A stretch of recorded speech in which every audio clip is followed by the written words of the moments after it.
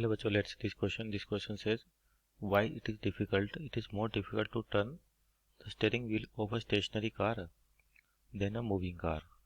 तो आपका simply mechanics based question है और कौन सा देखा जाए तो रोलिंग मोशन दिख रहा है आपको यहाँ पे और फ्रिक्शन के बारे में डिस्कशन है। तो पहले तो की कॉन्सेप्ट लिखे यहाँ पर। तो आपका जो की कॉन्सेप्ट होगा यहाँ पे सिंपल कहे तो रोलिंग मोशन।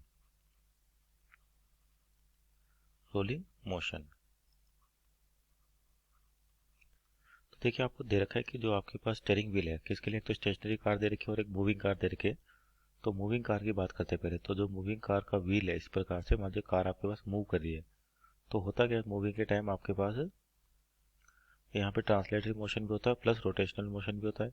तो मान लेते इसका जो सेंटर है ना कि सेंटर ऑफ मास उसकी वेलोसिटी v है और एक कार ओमेगा एंगुलर वेलोसिटी से आपके पास ओमेगा रेडियन पर सेकेंड से टायर आपका या व्हील रोटेट कर रहा है।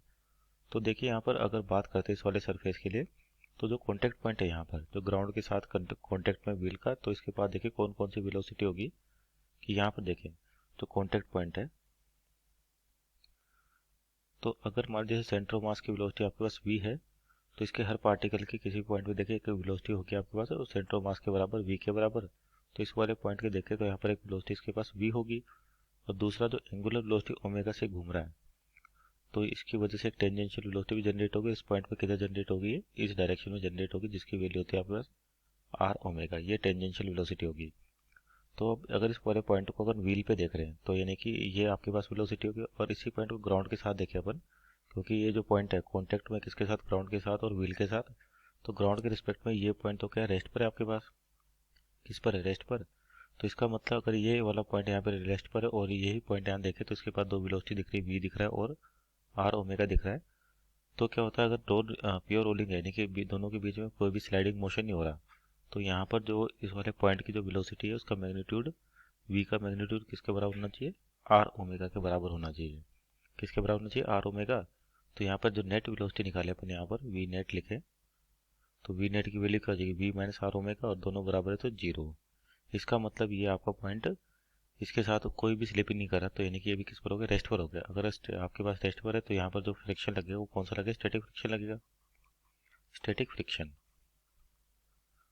तो आपका यहाँ पर कौन सा लग रहा है, स्टैटिक फ्रिक्शन। और स्टैटिक फ्रिक्शन का जो मैग्नीट्यूड होता है आपके पास वो कहाँ से, जीरो से लेके एक maximum value mu times N यहाँ तक होता है। यानी कि म्यू का मतलब कोफिशिएंट ऑफ फ्रिक्शन और स्टैटिक है तो म्यू ऐसे लिखे अपन। तो यहाँ पे जो स्टैटिक फ्रिक्शन है वो लग रहा है। अब देखिए जो स्टैटिक फ्रिक्शन होता है ये अपने आप को ये आपका जो स्टैटिक फ्रिक्शन होता है सेल्फ एडजस्टिंग होता है।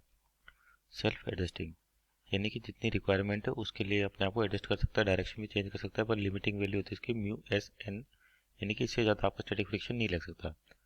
तो अब यहाँ पे जब रोलिंग मोशन हो रहा है तो यहाँ पे जो आपके पास कॉन्टैक्ट पॉइंट है किस पर है, रेस्ट पर है। तो यानी कि यहाँ पर फ्रिक्शन की वैल्यू क्या हो जाएगी, जीरो हो जाएगी। फ्रिक्शन की जो स्टैटिक फ्रिक्शन हो जाएगा जीरो हो जाएगा। तो अगर कोई भी फ्रिक्शन फोर्स नहीं लगा तो इसको रोटेट करना यानी कि इसको टर्न करना आसान होता है। लेकिन अगर मान लो स्टेशनरी कार के देखें तो स्टेशनरी कार का व्हील इस प्रकार से है और अगर मान लीजिए इसको टर्न करना चाहते हैं आपके पास तो यहाँ पर क्या होगा, स्लाइडिंग फ्रिक्शन जनरेट होगा। स्लाइडिंग फ्रिक्शन, स्लाइडिंग फ्रिक्शन ये जनरेट होगा आपके पास। तो इस फ्रिक्शन की वैल्यू जो है आपके पास इस वाले केस से ज़्यादा होगी क्योंकि जब प्योर रोलिंग होती है तो ये कॉन्टैक्ट पॉइंट की वेलोसिटी क्या होनी चाहिए, नेट वेलोसिटी जीरो, कोई रिलेटिव मोशन नहीं तो स्टैटिक फ्रिक्शन आपके पास क्या होगा, जीरो होगा। लेकिन जब अगर मान स्टेशनरी कंडीशन पर और इसको अपन रोटेट करवाना चाहे तो यानी कि रोड और टायर के बीच में जो कॉन्टैक्ट होगा तो ये जो आपका व्हील है ये क्या करेगा, स्लाइड होने की कोशिश करेगा। तो यहाँ पे क्या जनरेट होगा, स्लाइडिंग फ्रिक्शन जनरेट होगा। तो आपके पास क्या होता है, इस फ्रिक्शन की वैल्यू स्टैटिक फ्रिक्शन से ज़्यादा है तो इस केस में आपका स्टीयरिंग व्हील को रोटेट करना इसलिए आसान होता है क्योंकि फ्रिक्शन की वैल्यू कम होती है। तो ये इसका फाइनल आंसर होगा कि अपने पास जब मूविंग कार होती है तो उसमें स्टीयरिंग से अपन उसको टर्न कराना इजी होता है क्योंकि फ्रिक्शन की वैल्यू आपके पास बहुत कम होती है, या सिंपली कहते लगभग जीरो होती है।